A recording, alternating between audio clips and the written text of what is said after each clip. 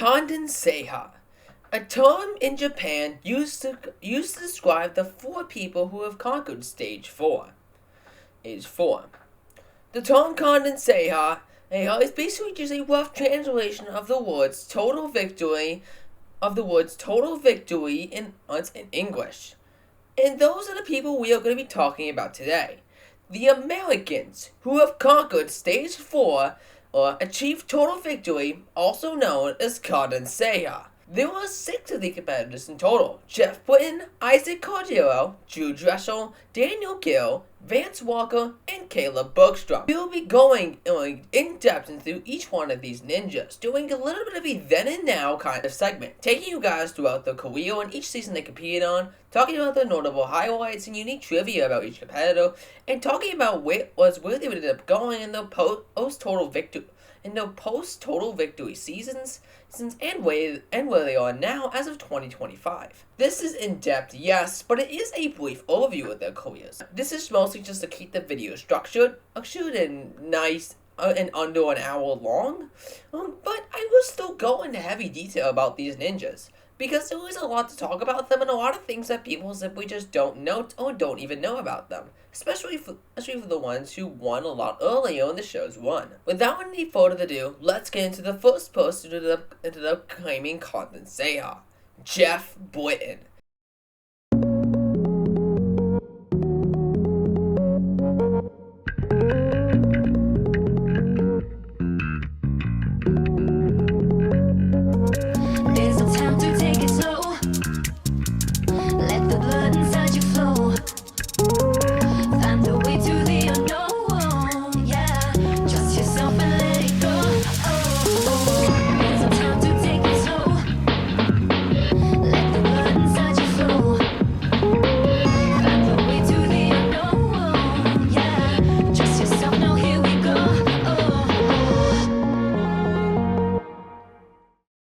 Geoff Britten is notable for many distinctions. A lot of them we'll be getting to later. His first competition was ANW 6. During ANW 6, Geoff Britten would have a pretty okay rookie year. He would not get shown by the show. He would barely ever get shown by the show, only getting shown once during a semis run in a quick fast forward segment, and going out on the jumping spider in a cut stage 1-on-1. This definitely didn't really show Britten's skills, but one that really showed Britten's skills was the Pittsburgh Finals in season 7. The Pittsburgh Finals was the first time Geoff Britten was ever shown on the show in full. He got a segment and completely destroyed the Pittsburgh Finals course as previously stated. He was one of only 2 finishers and the fastest of the 2. This immediately showed Geoff Britten's full-on skills and made him someone to look out for going into Vegas. However, going into stage 1, Britten wasn't exactly as confident as everyone else. While yes, he knew he could do stages 2, 3, and 4, he was very nervous about stage 1. I'm a really strong climber, and that's really upper body intensive, so I have everything it takes to beat stage 2, beat stage 3, and to beat stage 4. But stage 1 of Vegas to me is the scariest thing imaginable. It's everything I'm not. It's running and jumping and going quick. So for me, that is the worst nightmare possible. However, he did state that during stage 1, he would go into battle mode and give it a real honest shot. This ended up working, him clearing stage 1. His stage 2 one was almost flawless. Getting the fastest time during that season, and that led to being the final winner on stage 3. This was an epic finale to that stage 3. Britten had a gutsy run, destroying parts of stage 3, but really starting to run out of steam during the latter half and having a gutsy flying bar performance. Just take a look at at the impact he felt on the last jump. Yeah, he almost fell there for sure. And because of this jump, he barely cleared stage 3, just barely making it to the landing pad. And may I say this right now, this entire gutsy performance on stage 3 is, in my opinion, the best one in ANW history. No one has reached this amount of gutsiness and had this much on the line. Britten quailing led to a showdown on stage 4. Him and Issac Caldiero, who we'll talk about later, competed on stage 4 for $1 million. Geoff Britten ended up just barely clearing stage 4, 0.35 left on the clock. Despite him not winning the prize money due to Issac Caldiero clearing faster, which we'll get to more in depth to later, Geoff Britten is still the first American Ninja Warrior, a title that no one could ever take away from him. Despite the controversy that him not winning the prize money caused, Britten still had a huge accomplishment. He also was the first, and for a very long time, only ninja to have a perfect season, hitting all 6 buzzers without any reruns, legitimately clearing every single course he faced during ANW 7. Which is quite the accomplishment, and one that would not be replicated for a full 9 years. From here, Geoff Britten would have a very interesting career post ANW 7. He would end up getting on Team USA, however, was not able to compete due to having a heavy fever right before his run on stage 2. He was medically unable to compete, although he could still watch the runs, as Joe Morawski ended up filling up his spot in Team USA. Team USA ended up winning that year, with Geoff Britten watching on the sidelines, but with this being Geoff Britten's really only notable season doing super duper well, he never really got to show off what he could do on Team USA, which is really unfortunate in my opinion. Regardless, Britten would end up competing in Season 8, having a very, very heavy edit. Britten was by far one of the people with the biggest edit in ANW 8, and getting publicized as a person who could easily win again. However, this all came to a head during Stage 1. To that point, Britten had hit a buzzer in the qualifiers and fell on a snail hopper during the Philadelphia finals. Although not many people really saw this as an issue because no one ended up clearing the semifinals course in Philadelphia. This led to Stage 1 at Vegas, where, as previously mentioned, wasn't exactly Britten's forte.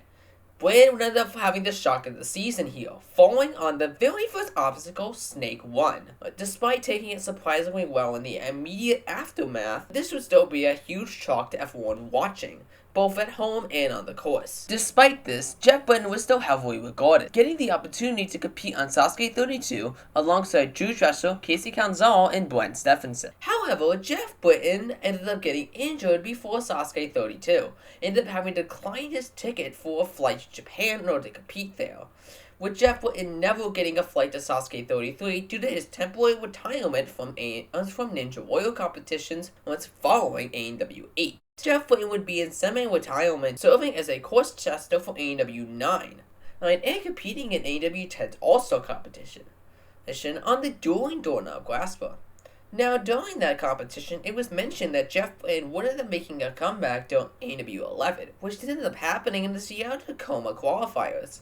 However, Geoff Britten would end up falling during those qualifiers on the Broken Bridge obstacle, this being his full exit from ANW as a whole. Geoff Britten's run here was dedicated to a man named Travis McDaniel, who was the president of the ATS team, or the course designers for ANW until May 1st, 2019, where he died from cancer. This was never really mentioned on the show in particular, but Geoff ended up noting this on his social media. This would be the last time Geoff Britten ended up competing at all on ANW. And I would cite the main reason for this being just the fact that Geoff Britten was by far the oldest person I am talking about today. Geoff Britten was 36 when he cleared Stage 4, the oldest person ever to claim a Kanzenseiha in any country up to that point, and even currently. The only person to even come close to rivaling him being Daniel Gildo in Season 15, where he ended up winning at age 30. Geoff Britten was also had a wife and daughter, and was a family guy. One of his main traits during Season 7 was the fact that he was a family guy. He had a normal job and had a work life. I'd honestly would argue that he was the precursor to what Joe Morawski is nowadays. Joe Morawski, he ended up falling into a very similar plight that Geoff Britten was at this time. Joe Morawski now being a father of 3 kids and being a top competitor. Geoff Britten was a father, a top competitor, and thus didn't get to train all that much. So it was a surprise that he even got as far as he did. But due to him being a father and all this stuff, I think the main reason why he isn't competing today is because, well, it's because he wanted his parent his kid. As of now, Britten has basically fallen off the ninja world. He hasn't really been seen all that much and has barely ever been mentioned by the show. On occasion, he's been mentioned as the first American Ninja Warrior, and he was also brought up as comparison during the list of Beer's fail on stage 1 during ANW 10, but nowadays, Britten is barely ever mentioned by the show. But that does not mean the show has completely forgotten about him. Not only did they mention both Geoff and Issac during the most recent season of ANW as part of the top 20 best national final moments in ANW, they also allegedly gave him the call for season 17, asking him to apply to compete again. Geoff ended up declining the ticket, however. On a post on Reddit, he mentioned he wanted to see from season 17 to try to blend the audiences back together, acknowledging the fact that the audiences of the show are looking for different things, but the show should stay at its core focus, interweaving the racing in different ways. As he stated, and a statement I would personally agree with as well, the racing favors the youth, and abso-fucking-lutely. The main reason for this is because of the bad course design I've mentioned in other videos. But despite all this, I would still argue that Britten is pretty iconic. And, of course, has the title of the first American Ninja Warrior, which, as I said earlier, is a title that can never be taken away from him. Next up, we got Issac Caldiero.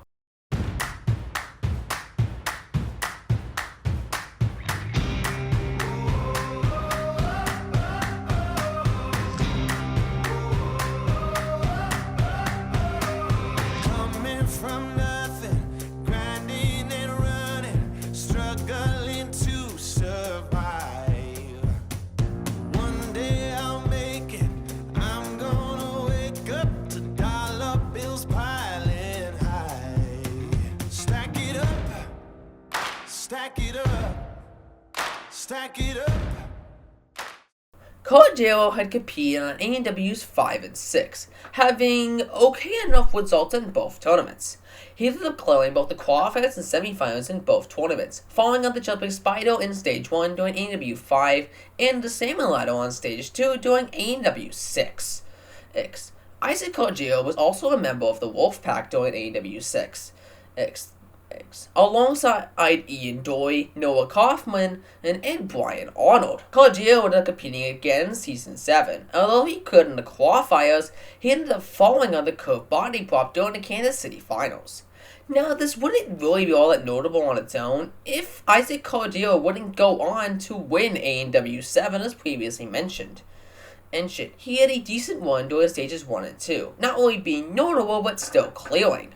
And then completely crushed stage 3, having almost no trouble and being the first ever American to finish the course.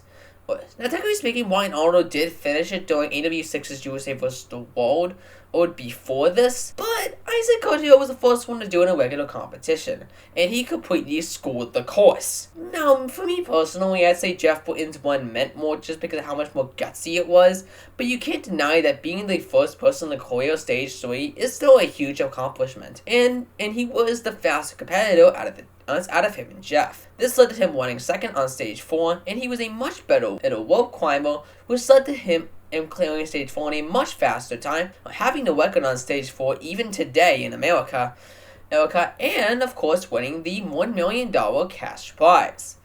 Now, Issac Caldiero winning the cash prize, and Geoff Britten not, despite clearing stage 4 and even doing better, not falling in the semis, caused a huge controversy at the time. A lot of people were fighting back and forth on if Issac Caldiero should have been if Geoff should have won the money as well. Maybe him and Geoff splitting the money 50-50. Now, Issac would end up getting the full prize, and an American Ninja Warrior trophy, something that Geoff Britten would not get because he technically did not win. The fans ended up fighting back on this one, with Geoff Britten even noting that they had started a GoFundMe for him to raise $1 million upon their own volition. There's even been some controversy. A lot of the fans of the show were confused and didn't quite understand, and they did what they could to give us $1 million, which was amazing, and we'll be forever thankful. It is unknown if this ever reached $1 million, but it shows how passionate the fans were about this controversy. In fact, ANW even made stroke a change during ANW 8 to end up revoking this rule, saying that if two competitors won, the money would be split. Until the rule was changed for ANW 11, where a winner ended up happening, where beforehand, with the rule in place, a winner did not happen. Caldiero would end up not having much of a post-proto victory career, basically retiring after clearing the course. He would be on Team USA and compete in the All-Stars during Season 7, but there wasn't really much to know beyond that. During Season 8, the Obstacle Design Challenge started, and the winner of that challenge would end up getting a day to train with Issac. It is unknown how this day particularly went, or if it ever even happened in the first place, but it is a notable thing to note. Caldiero was also featured heavily in the marketing for Season 8, him even being on a truck for the production crew. Caldiero would end up coming back in Season 10, hitting a buzzer in the qualifiers in Indianapolis, however falling on Block 1 during the semifinals, this being a surprising shock of the season. He wasn't exactly a balance obstacle person, so it does make some sense, but the show treated this as a very big deal, and definitely ranked this as a shock of the season, even though I would personally argue that Joe Morawski's fail on the Double Dipper was the shock of the season. Caldiero would not end up competing on ANW ever again after this, and similar to Britten, has also fallen mostly off the map. Now, my main tribute to this is that Caldiero was honestly a very humble person. He was a busboy and actually lived in an RV during ANW 7. So Caldiero not taking the publicity and kind of just falling off the map on purpose kind of just makes some sense. Now, next competitor is quite complicated. Let's talk about Dreschel.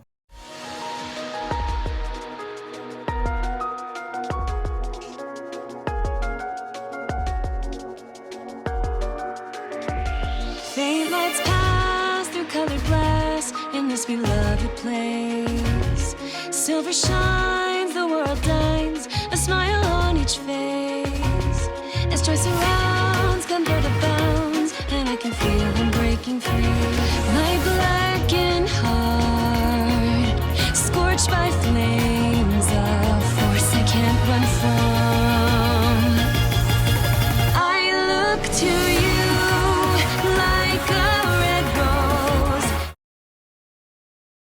Now, I will keep this very brief, or at least as brief as I can keep it, mostly because I want to do a full-on dissection of Dreschel's career later this year. As this will be the 5-year anniversary of his little controversy that I will be discussing briefly during this segment. Starting off, Dreschel had one of the most humblest starts out of any of these ANW competitors, but by far the earliest. He started competing during 2010 on a parkour competition type show known as Jump City Seattle. This was a G4 show that was a parkour type competition that took teams of parkour competitors and put them up against each other. Dreschel's team, known as Team Rogue, ended up making it all the way to the playoffs of that season. Now, this is mostly notable because this would be where Dreschel would get his start, and he would also compete alongside many ANW legends, most notably Flip Rodriguez. Dreschel and Flip would end up having huge success on Season 3 of ANW, that being their first season. Both were treated as the hotshot rookies for that year, and Dreschel ended up having a very star-studded season, getting all the way to boot camp, which was basically the preliminary finals of ANW 3 after the semifinals, which had the role of clearing the top 15 to the top 10, who ended up going to Japan to compete on Sasuke 27. Dreschel would just barely make the cut, being one of 4 athletes that have to climb up the Heavenly Ropes, which was a side-by-side rope climb that was much smaller than Midoriyama itself, in order to win a spot in Japan. Out of the 4 athletes, Drew was the second fastest, knocking out one of the top veterans at the time, Brian Owasco. This marked the downfall of Owasco's career, and the start of Dreschel's. Now, 9 out of 10 ninjas, including Flip Rodriguez, ended up clearing stage 1 during Sasuke 27. However, Dreschel would be the only fail. Him really only failing because he tore his ACL on the half-pipe attack. This was very humbling for Dreschel, and led to a very hard-pressed recovery for ANW 4. As for ANW 4, he would end up documenting his recovery during his segment during that season, him working with physical therapist and fellow competitor Joyce Sabaz. Dreschel ended up having a decent season for both ANW 4 and 5, having fast times throughout all his runs and falling on the unstable bridge in Stage 2 for both seasons. During this time, Dreschel would develop a friendly rivalry with fellow competitor Flip Rodriguez, who as mentioned he had competed with on Jump City Seattle and was always put together with as the hotshot young bloods who were pretty fast in the course and known to dominate during the qualifiers and semis. Me and Flip, it's a healthy rivalry.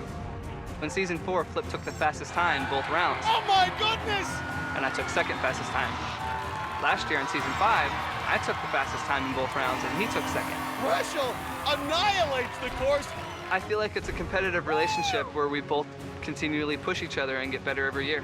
During ANW 5, Flip Rodriguez and Marcus' downfall, and both competitors ended up falling during ANW 6, both having shocking fails, Flip in the qualifiers and Drew in the semifinal. During ANW 7, both of them set their rivalries aside, and both had star-stellar comeback seasons.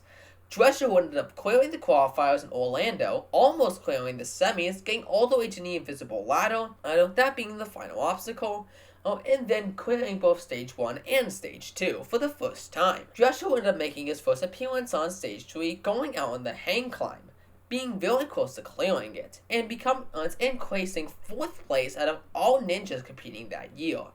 Dreschel would make Team USA that season and also compete in the All-Stars competition. Now, during this time, Dreschel would also start competing on Sasuke, being invited to compete on Sasuke 30 after ANW 6, getting to the crazy cliffhanger, and getting the same result during Sasuke 31. Coming back to America, he ended up competing on ANW 8 and completely dominating. Dreschel would be the top competitor for ANW 8, becoming the last man standing, and getting all the way back to the hang climb on Stage 3, but falling.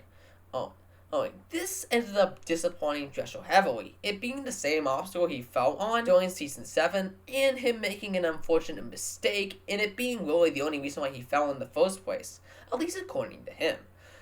During the USA vs. the World event and that season, he was able to prove that he could clear the hang climb, clearing Stage 3 during that competition, showing that he definitely had the strength and the to end up winning the show one day. Geoff Britten even saying, I don't know how he doesn't win it every year. Dreschel basically got on top of the world at this point, him having one of the biggest crowds that year, and would continue to have that for future seasons. After competing on Sasuke 32 and becoming the last man standing on that tournament as well, he would come back for ANW 9. He would end up having a pretty decent season, getting the fastest time in all 3 of his runs up till Stage 2, where he would almost clear, but ended up overperforming on the Wingnut Alley obstacle and ended up getting injured on the final wingnut, and basically just pulling out his shoulder. This led to him becoming one of many competitors to fall in the Wingnut Alley and fall short on Stage 3. He ended up being okay and competing on Team USA during the USA vs. the World competition, however surprisingly falling on the ultimate cliffhanger when he ran on Stage 3. He was one of many to fall on the second transfer on the obstacle, him blaming his pinky on the fail. Dreschel went right back to training and competing on ANW 10. Dreschel's ANW 10 was pretty rocky, but was pretty decent as well. He cleared the qualifiers, fell on a stale hopper during the finals, and cleared the Stage 1. Dreschel was also one of only 2 people to clear Stage 2 during that tournament. I don't exactly need to talk about how Stage 2 was during ANW 10, but let's just say it was way too brutal for most people to handle, and I'd argue the hardest course in ANW's history. Now, due to the last Ninja Standing prize money introduced this season, Dreschel would end up speeding and rushing through Stage 3. While yes, he ended up claiming the prize money from Sean Bryan by clearing the Crazy Cox faster, as though he ended up rushing and failing the ultimate cliffhanger. This led to the lowest results of any ANW season since Season 3, and season 3, and a really underwhelming end to the season. Dreschel ended up being the captain of Team USA once more this season, falling on the Cane Lane obstacle on stage 3 during that competition. After 2 more Sasuke competitions, Dreschel ended up competing at ANW 11, having a pretty good season. Now, this was definitely Dreschel's elder season for sure. He was becoming a father and was growing a beard by the time the finals were showing up. This was a really interesting shift for him, and you can kind of tell he was starting to get just a little bit cocky. During that season, he ended up winning the safety pass on the power tower, also claiming what the show called the trifecta: safety pass and speed pass on the power tower and the mega wall. Not exactly something that would ever really happen again, as the speed pass would never come back in any future season, but it's something to note for ANW 11. Dreschel would technically fail stage 1 during ANW 11, but got a re-1 due to his safety pass, and ended up clearing. Now this is the main reason why Geoff Britten still has the depiction of being the only person to hit all 6 buzzers without re-1s. Because Dreschel's fail on stage 1 still counts as a re-1, despite him hitting 6 buzzers, maybe even 8 if you want to count his power tower buzzers. This still meant that Dreschel did not have a perfect season. As alluded to just now, Dreschel ended up winning ANW 11, clearing stages 2, 3, and 4. Now, Dreschel's post-total victory career is the first of the winners to have an actual, really interesting story. I will talk about it very briefly here, and going more in depth during my full video about Drew Dreschel later this year. First off, Drew Dreschel ended up becoming the captain of Team USA later during ANW 11 and compete on the All-Stars competition. Not really notable, but it was during 2020 that things ended up happening. In August 2020, Drew Dreschel was investigated and later arrested on accounts of sexually assaulting a minor way back in 2014. Now, this actually did end up happening, and I'll keep these details brief for the sake of this video, but let's just say that Dreschel was fully guilty and was fully aware of what he was doing while doing the crime. He was not investigated for the crime until he won the prize money. Well, the mother of the victim that Dreschel had sex with ended up seeing a target in terms of Dreschel's prize money. Now, Dreschel would end up spending this money on buying out his gym and from the current owner, being able to rename it to the Real Life Ninja Academy. However, due to the investigation in 2020, Dreschel would end up getting edited out of the future season he ended up competing on ANW 12. Now, ANW 12 was honestly a really lackluster season for Dreschel. While yes, he would get the Mega Wall during the qualifiers, he would lose the Power Tower, fall in the semifinals, fall in the finals, and fail to make the top 8 finals. Now this is really interesting. Dreschel not making the top 8 is the main reason why season 12 even got to air in the first place. Due to the investigations of Drew Dreschel, the ANW production team had to rush edit the season, even delaying the season premiere by a full month. Because he didn't make the finals, he was able to be kind of sloppily edited out of the season, with him only making a couple of censored appearances throughout it, and his results being scrapped from the records. Dreschel would remain in police custody until 2023, where he ended up getting tried for his crimes. During 2024, he was finally convicted and sent to a 10-year sentence in prison. After his sentence, he will have to pay a large fine to the victim's family, and will be forced to register as a sex offender from then on out, and of course banned for both ANW and Sasuke. You can see the ripple effects in both ANW and Sasuke today. Sasuke has never brought up Dreschel's seasons after this event, and of course not allowing him on the show. And ANW has to keep on only alluding to him whenever talking about people who have won the show. And of course editing him out of season 12. This also affected the ANW 11 All-Stars, which aired after Dreschel's investigation. Dreschel competed in 2 different events, both of them having to get omitted and cut from the broadcast. This led to a lot of sloppy editing mistakes for season 12, like RJ Roman's run from the Twist and Soul competition, which Dreschel competed in, still getting shown despite the public never seeing the competition in general. Dreschel's career is definitely the most notable out of everyone here, and this was definitely a very brief overview of it. There's a lot more to this story, which once again I will go over in a later video later this year. But yeah, as of the confines of this video, that is Drew Dreschel's career. Now we got one of Drew Dreschel's former rivals, Daniel Gill.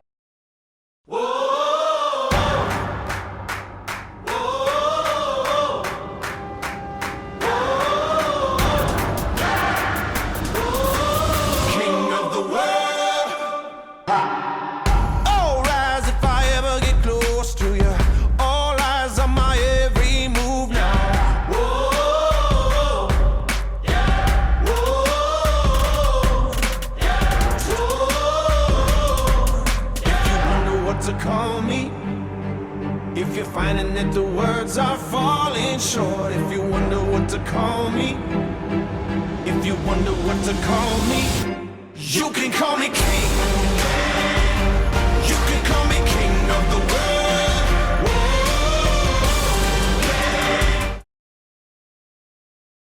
Now, Gill has a very similar story to Drew Dreschel. Gill started off as a hotshot rookie just like Dreschel in ANW 7, him being the furthest rookie of that year, getting to roulette well along with many other rookies. ANW 8 was also a good season for Gill, him becoming what is now marked as a sophomore sensation, trademarked by Akbar himself, and getting all the way to stage 3, him and Dreschel being the only people to make it there. This amazing performance ended up earning him a spot on Team USA and giving him a rivalry with Drew Dreschel. Him and Gill were often compared as the two people who would probably win the show in the future, something that would end up becoming true in the future for both ninjas. Daniel Gill ended up having two strong seasons after this, ANW 9 and 10, where he would make it to stage 2 in both tournaments, notably making being the first to clear the Mega Wall in ANW 10. Gill would fall on stage 2 during both tournaments, winning on Alley during Season 9, almost clearing the obstacle, and on Deja Vu during ANW 10. This led to ANW 11, where Daniel Gill would end up having another amazing season. In addition to getting the Mega Wall for the second season in a row, he also would end up clearing both stages 1 and 2, getting the fastest stage 2 time ever up to that point, in a regular competition up to that point. This led to an amazing stage 3 one, where Daniel Gill ended up moving on to stage 4 alongside Drew Dreschel. Gill ended up timing out on stage 4, coming very close to clearing, but not being able to, and coming up just short, becoming ANW 11's runner-up. During season 12, Gill ended up dominating, placing first place in both of his semi-final round and the finals. This led to him placing in the top 8 and dominating there as well. Ended up becoming the total winner of the season. ANW 12 was a lower scale competition due to the COVID-19 pandemic, but Gill still proved that he still had the skills to win, claiming the $100,000 grand prize for that season. Gill's next competition, ANW 13, was a pretty rocky one. He would fall in the qualifiers, this being the first time him ever doing so, but would end up hitting a buzzer in the finals, making the power tower. However, Gill ended up catching COVID-19, meaning he was not able to go to Las Vegas to compete there. He ended up having his spot filled by another ninja, which was quite unfortunate because Gill was definitely someone poised to win. He was also not able to compete during ANW 14. Due to his religious obligations, he did not get the COVID-19 vaccine, meaning he could not compete in the season, because that was a rule everyone had to follow, which was pretty controversial at the time.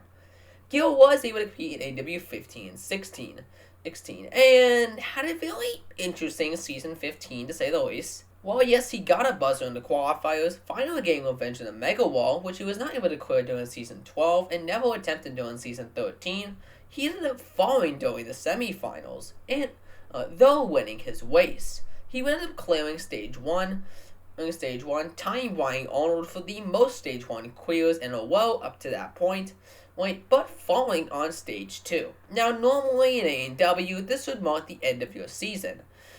However, due to the fucking with the format the show did with this season, Gil still ended up qualifying for Stage 3 due to him winning his race on Stage 2.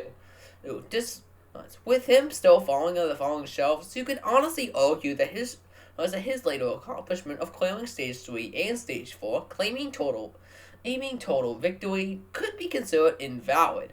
But here's why I don't consider it invalid, although you could definitely make an argument for it.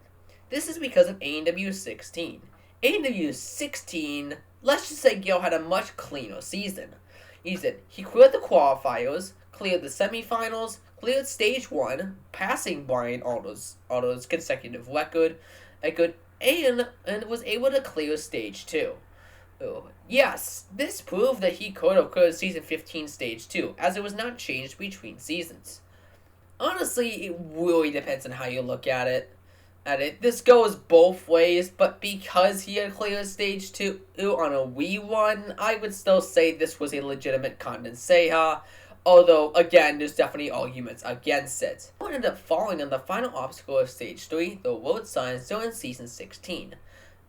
Which was a huge surprise, but was kind of just a result of his kind of sloppy but still impressive Stage 3 run. Now, after the filming of ANW 15 and 16, Gil would end up getting invited to compete on Sasuke 41, getting all the way to the cliffhanger dimension. During 2024, Gil would become a father, and compete in both the Sasuke World Cup and Sasuke 42. Gil would end up repeating his performance on Stage 3 in both tournaments, also having a miraculous one in the Sasuke World Cup Stage 1, who ended up injuring his knee, but being able to push Team USA out of a tight position and allow them to move on to the next stage of the competition. And him being part of the reason Team USA was able to get all the way to the final Stage 4 sudden death part of the competition. And going into 2025, that's where Gil's career stood. Honestly, at probably what would be considered its peak. Gil would compete on ANW 17 earlier this year, doing pretty well, making it to the final 32 of that season. Gil was definitely shown a lot less than expected, not getting a semifinal one shown, and while yes, getting a segment about him being a father now, he still wasn't really given much this season, despite his popularity as a ninja, in addition to him being one of the few old-style vets still competing at this point. I would argue that Gil and Vance Walker are the two ninjas at the top of the world right now. Both of them are very popular and just recently won the show, and with Gil being on Sasuke, there was absolutely no doubt that he is popular internationally as well. Time will only tell how Gil's career would come out from here, but it's definitely going to be a long one whether the show goes on or not. Gil still competes in local competitions and travels the country for Ninja Warrior as much as he can. And so, unlike a lot of these other ninjas, Gil definitely is still pretty prominent. And as mentioned earlier, definitely, as long as the show goes on, will have a long career ahead, even with them being slightly older than many of the other ninjas I'm talking about here. Now, this next competitor is quite interesting. I was just talking about someone who is passing their prime in terms of competitor status, in the form of Daniel Gil. Now we are talking about a competitor who's in the exact opposite position. Vance Walker.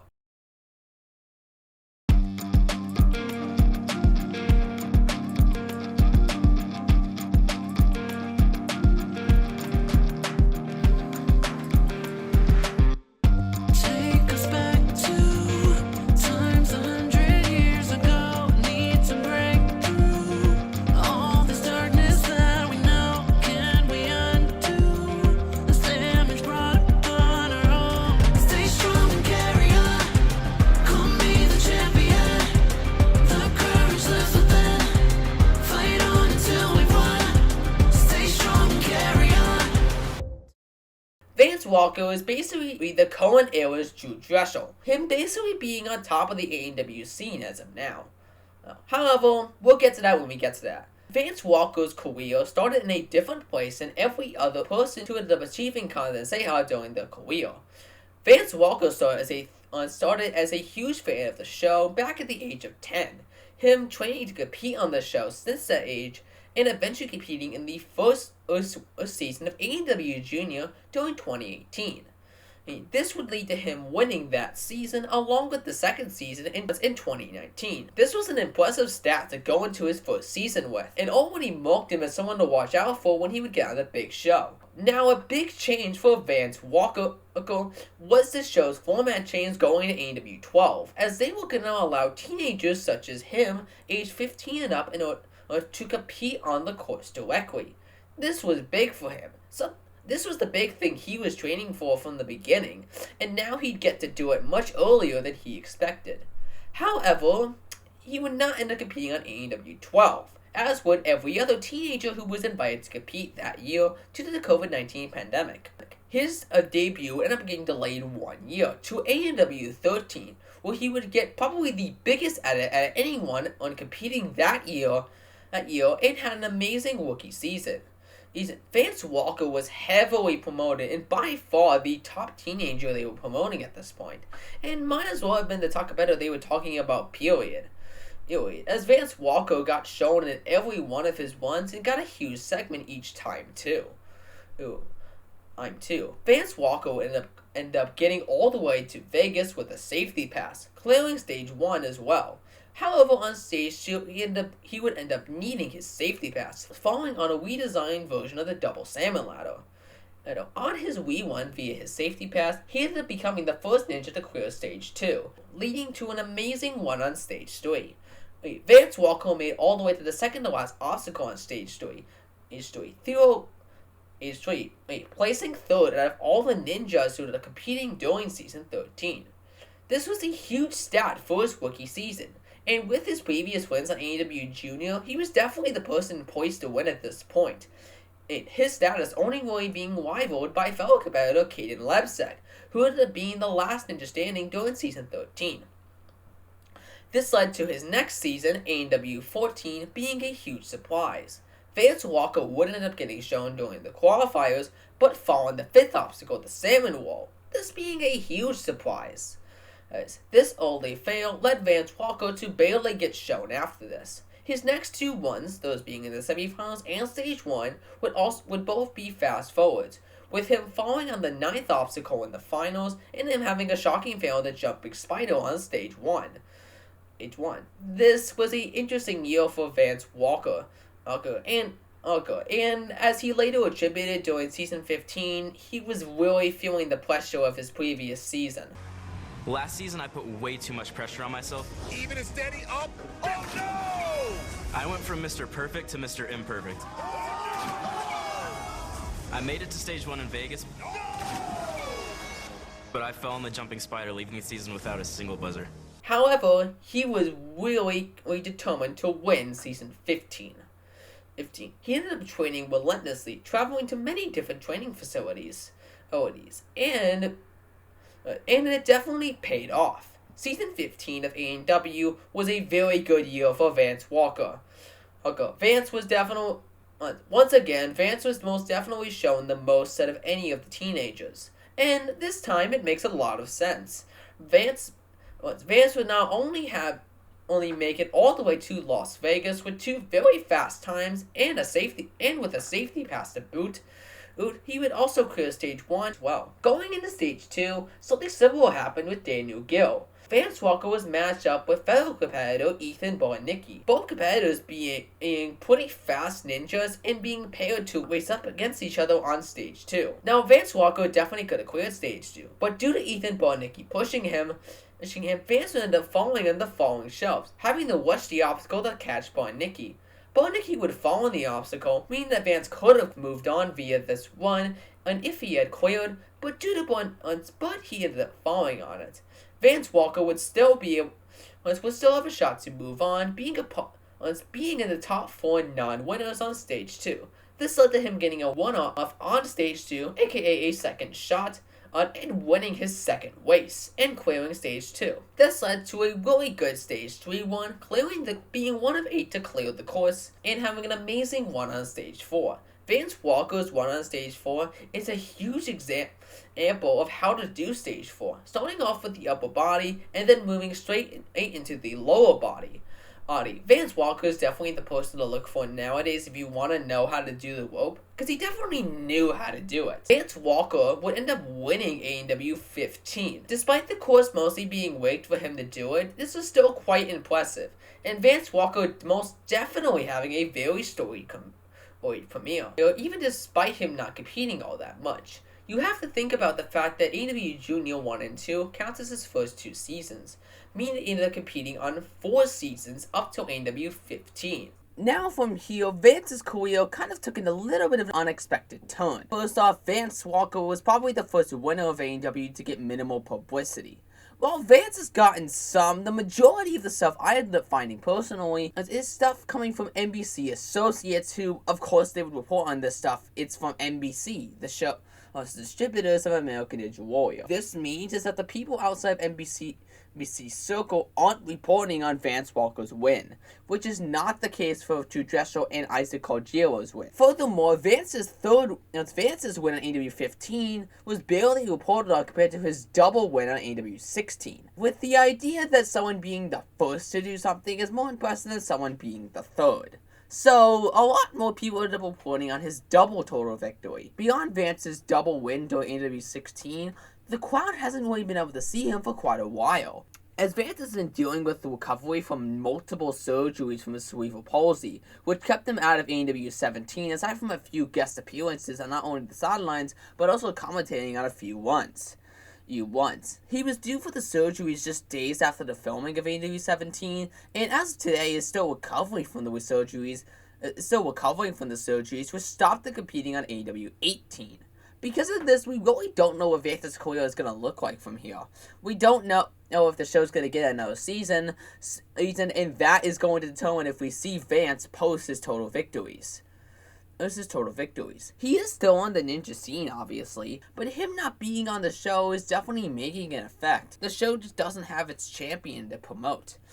It does have Caleb Bergstrom, but as we'll go into later, the show really doesn't care of the fact that he technically claimed a Kanzenseiha too, which we'll get to talking about just a little bit later. If Vance were to be given the chance to come back, he does have the best stat going into a season. Let's just say season 19 is a return to form for the show. Well, Vance is the only person with a double Kanzenseiha. In addition to that, Vance is also the only person who has claimed a full 12 buzzers between seasons. If you don't want to count his one-off fail, which I'd rather not personally as well, then Vance has a 12 buzzer streak. Technically 13 if you want to count his safety pass win. So, generally speaking, Vance has a really good ANW stat. So, a stat going only rivaled by someone like Noah Munio or NASA Galemore, while Vance just hasn't really gotten a chance to build on his record. But if he does, you know what could happen. Vance Walker, I could also see going on Sasuke. Although, considering his surgery recovery, it most definitely isn't happening this year.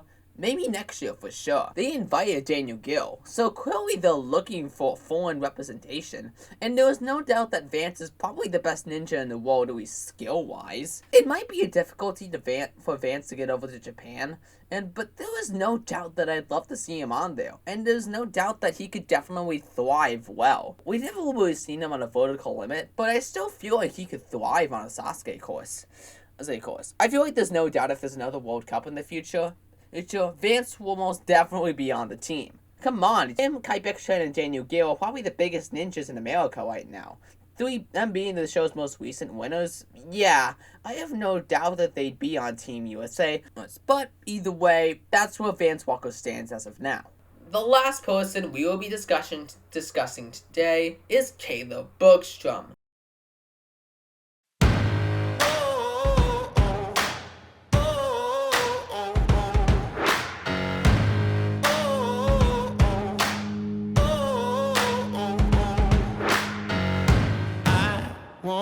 Waste another minute, no, I won't.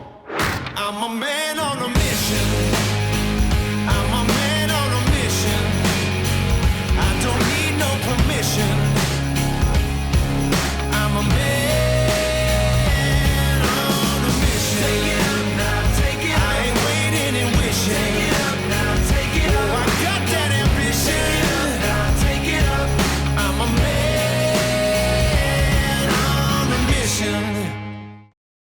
Caleb Bergstrom is simultaneously one of the least interesting competitors to talk about and one of the most.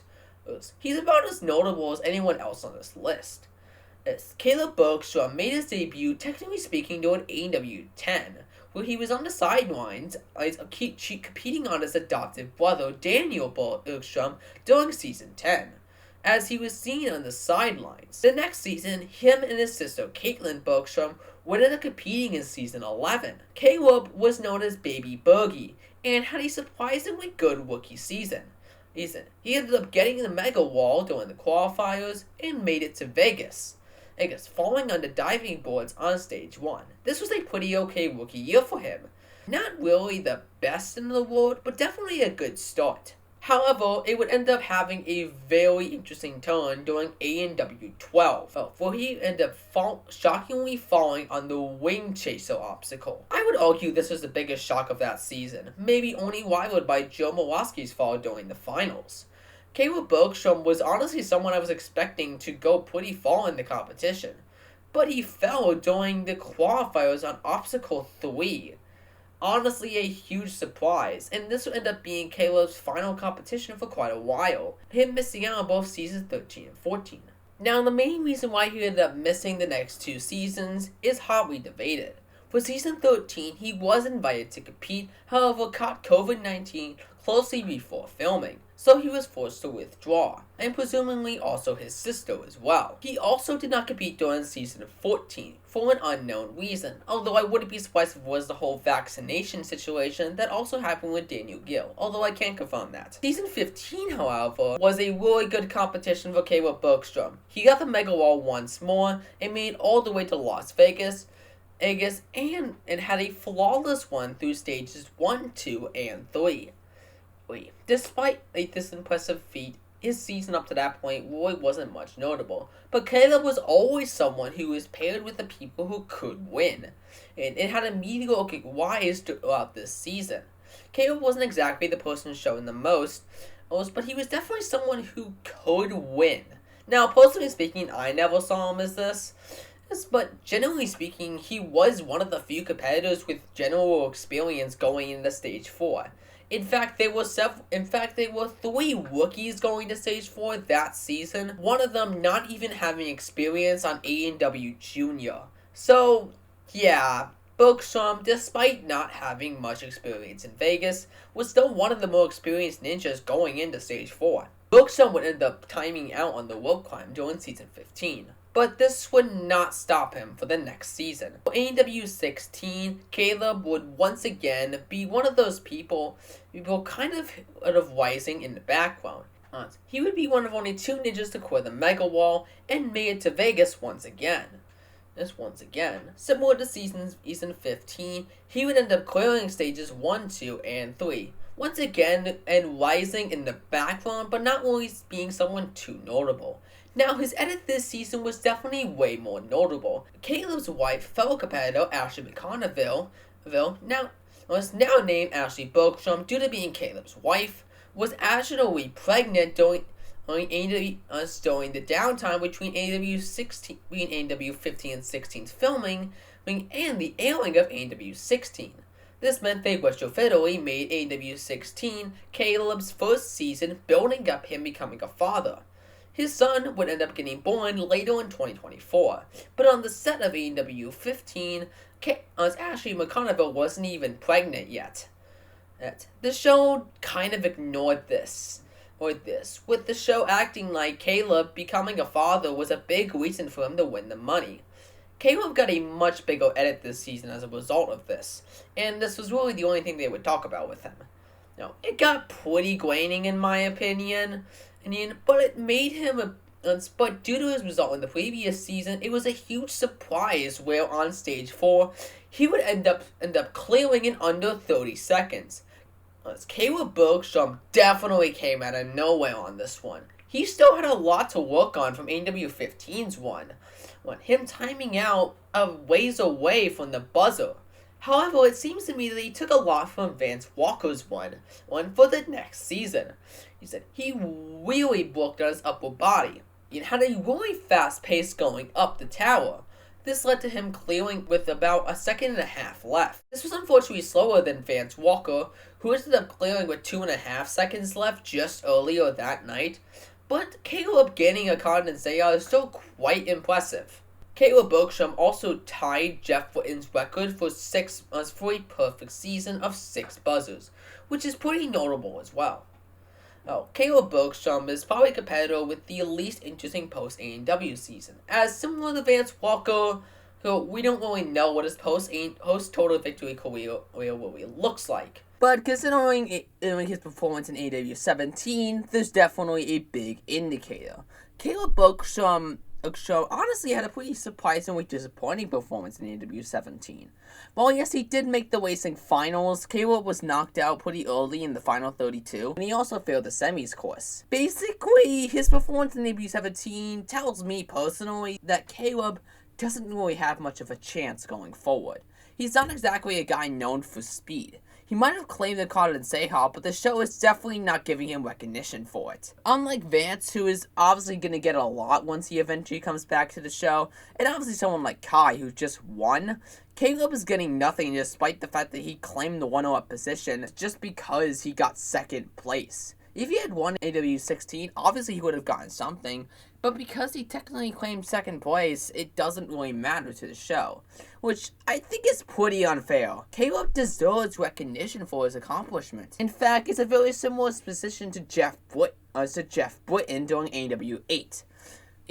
But it is way less of a problem here. At least Britten has been brought up as the first American Ninja Warrior as an accomplishment. Caleb has never really been brought up for his accomplishment of claiming a Kanzenseiha, because the show doesn't really consider it as such, which, like I said before, isn't really all that fair. Him claiming a Kanzenseiha could probably be his biggest motivator to end up getting a spot in Japan. Just like Vance, I could easily see him being on the World Cup if they end up having another one in the future. I can usually see him going on the World Cup if they end up having another one in the future. I feel like he has less of a chance of getting invited onto a normal Sasuke season because he's not really well known outside of his total victory, and obviously the show doesn't really want to promote him for being such. But to be honest here, Caleb's status is still quite impressive. With Caleb being someone who has claimed the Kanzenseiha, even on a much less difficult course than Sasuke, there was no doubt that he'd thrive well. I have no doubt he can make it to the 3rd stage. I don't know how well he'd do on a vertical limit, but honestly, I'd personally love to see. We don't know what'll happen in the future, but I would love to see Caleb and Sasuke, in addition to his career in the future. Despite his performance in AW 17, it doesn't really tell how he'd do in Season 18. Even if the format's similar, again, a year of training goes a long way. Even with Caleb being a father, there's no doubt he's still training for ANW at the end of the day. He's still a big competitor because of his performances of Seasons 15 and 16. Even if they don't promote as much as they should, he's still pretty well known in the ninja world. And that goes for everyone here. Minus Drew, everyone could probably come back to the show with a lot writing on this. We've seen this with Geoff and Issac, and Gil's still competing today. And Gil is still pretty big in the ninja world competing today. The only really one I would say is kind of uncertain is Vance. Again, we won't see him next season, so it will be a really long time before we actually get to see what will happen in his post-total victory career. If he even gets a chance to really show off what he's made of afterwards. I personally hope he does, but we really don't know what position the show is in right now. It's definitely on the decline, and I personally wouldn't be surprised if Season 18 is the last season.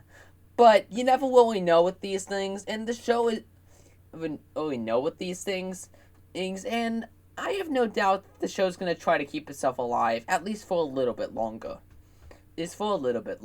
So, we have to see what happens. However, my next big video is about the show's current state. It's about the show. It's about what the show has turned into.